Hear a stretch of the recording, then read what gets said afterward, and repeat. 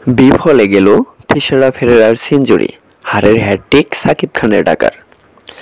দলীয় মাত্র ৪১ রানেই ৬ উইকেট হারিয়ে রীতিমতো হারের মানসিক প্রস্তুতি নিয়ে রেখেছিল ঢাকা ক্যাপিটালস।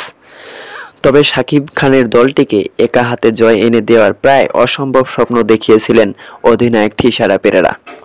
সাবেক এই শ্রীলঙ্কান তারকা শেষ পর্যন্ত ব্যক্তিগত সেঞ্চুরিও করেছেন, তবে কাঙ্ক্ষিত জয় পায়নি।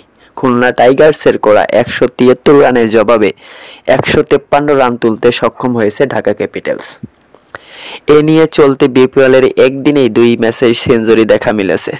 দিনের প্রথম ম্যাচে সেঞ্চুরিয়ান ওসমান খানের মুখে শেষ হাসি জুটেছে তার দল চিটাগাং কিংস জয় পাওয়ায়।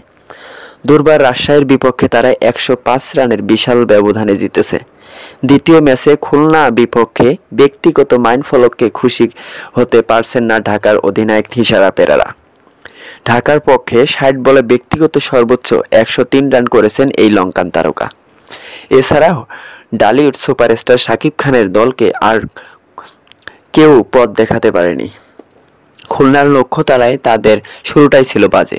অফ ফর্মে থাকা লিটন দাস যথারীত ফিরেছেন মাত্র ২ রান করে।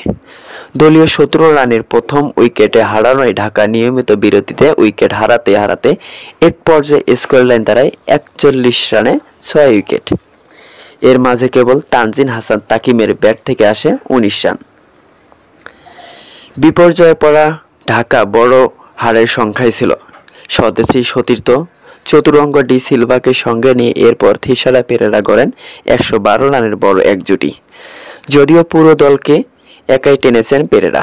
৩৫ বলে হাফ সেঞ্চুরি পর বাকি ২৫ বলে করেন ৫৩ রান। তার ইনিংসে ছিল ৯টি ৪ এবং ৭টি ছক্কা বাউন্ডারি।